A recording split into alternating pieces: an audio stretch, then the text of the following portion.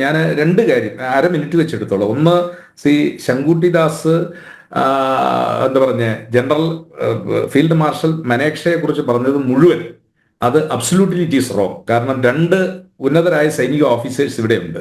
അദ്ദേഹത്തിന് സേന കൊടുക്കാവുന്ന എല്ലാ ബഹുമതികളും കൊടുത്ത്. പിന്നെ ഒരു കാര്യം നമ്മൾ മനസ്സിലാക്കേണ്ടത്, ഇന്ത്യൻ സേനയുടെ ചരിത്രത്തിൽ ഒരാളുടെയും പ്രായം എക്സ്റ്റെൻഡ്, അത് പാകിസ്ഥാനിലൊക്കെ നടക്കുന്ന ഒരാളുടെ എക്സ്റ്റെൻഡ് ചെയ്ത് കൊടുത്തിട്ടില്ല.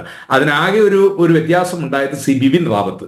അദ്ദേഹം ചീഫ് ഓഫ് ഓൾ ദ സ്റ്റാഫായി തിരഞ്ഞെടുക്കപ്പെട്ടതിന് ശേഷമാണ് അദ്ദേഹത്തിന് ഇത് പ്രായത്തിൽ എക്സ്റ്റൻഷൻ കൊടുത്തിരിക്കുന്നത്. അതല്ലാതെ അതിനു മുമ്പോ അല്ലെങ്കിൽ അതിന് ശേഷമോ മറ്റൊരാൾക്കും അങ്ങനെ ഈ സൈനിക ലൈഫിൽ അവരുടെ ആ പ്രായം എക്സ്റ്റെൻഡ് ചെയ്ത് കൊടുത്ത ഒരു ചരിത്രം ഇന്ത്യയുടെ ആർമിയിലില്ല. അല്ലെങ്കിൽ ഇവിടെ രണ്ട് പ്രധാനപ്പെട്ട ഓഫീസേഴ്സ്, കാരണം ബ്രിഗേഡിയർക്ക് ഇനി ലഫ്റ്റനന്റ് ജനറലും മേജർ ജനറൽ ലഫ്റ്റനന്റ് ജനറലും കഴിഞ്ഞാൽ അദ്ദേഹത്തിനും ചീഫ് ഓഫ് ദ അല്ലെങ്കിൽ ആ പദവിയിൽ ജനറൽ പദവിയിൽ എത്താൻ അത്ര അടുത്തെത്തിയ ആളാണ്. അവർ പറയട്ടെ, അങ്ങനെ കൊടുത്തിട്ടില്ല.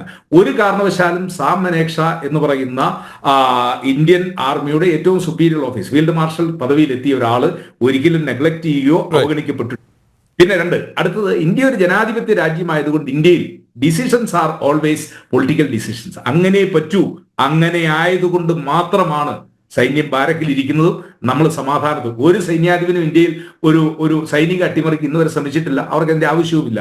കാരണം അതേ സൗകര്യങ്ങളും. ഇനി ഒറ്റ കാര്യം കൂടി പറഞ്ഞുകൊണ്ട് ഞാൻ, യുദ്ധത്തിലെ തടവുകാരെ വെച്ചുകൊണ്ട് ഇന്ത്യയുടെ അതിർത്തി പ്രശ്നം പരിഹരിക്കാൻ പറ്റുന്ന ഒരു രാഷ്ട്രീയ സാഹചര്യമായിരുന്നില്ല 1971. കാരണം ഇവിടെ മോഹൻ വർഗീസ് സാർ സൂചിപ്പിച്ച പോലെ ചൈന, ചൗമൻലായിയുടെ നേതൃത്വത്തിൽ ചൈന, അമേരിക്ക, പാകിസ്ഥാൻ ഇവർ ചേർന്നുകൊണ്ട് ഒരു പുതിയ അച്ചുതണ്ട് രൂപപ്പെടുന്ന ഒരു ഘട്ടത്തിൽ ഇന്ത്യയെ സംബന്ധിച്ചിടത്തോളം ആ യുദ്ധം അത് അവസാനിപ്പിക്കേണ്ടത് നമ്മുടെയും കൂടി ആവശ്യമായിരുന്നു.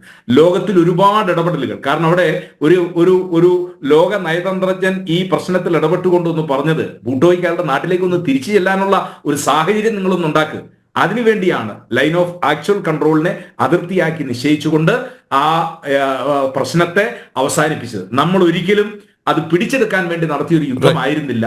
കൊണ്ട് തന്നെയാണ്. പിന്നെ ഇപ്പോ കേണൽ ഡെന്നി സാർ പറഞ്ഞ പോലെ ഇങ്ങനെയുള്ള ചില പ്രശ്നങ്ങൾ, ചൗബീസ് പർഗാന എന്ന് പറയുന്ന എന്തെന്ന് പറഞ്ഞ ചൗബീസ് ബീഗ, തീൻ ബീഗ എന്ന് പറയുന്ന ഒരു സ്ഥലം, നമ്മുടെ ബംഗ്ലാദേശിന്റെ ഒരു കുറെ സ്ഥലം നമ്മുടെ ഉള്ളിലോട്ട് കയറി കിടക്കുന്ന ഒരു ഭാഗമുണ്ട്. അത് അവർക്ക് പോകണമെങ്കിൽ നമ്മുടെ ഭൂമിയിലേക്കാ. അതൊക്കെ വേണമെങ്കിൽ നമുക്ക് അന്ന് അതിർത്തി തീർക്കാമായിരുന്നു. പക്ഷെ നമ്മൾ അതിർത്തി വരയ്ക്കുന്നതിനോ അല്ലെ സർവേ നമ്പർ തീർക്കുന്നോ ആയിരുന്നില്ല അന്നത്തെ നമ്മുടെ മുമ്പിലുള്ള ഇഷ്യൂ എന്നുള്ളത്. അന്ന് ബംഗ്ലാദേശ് പ്രശ്നത്തെ അവസാനിപ്പിക്കുക എന്നുള്ളതാണ്.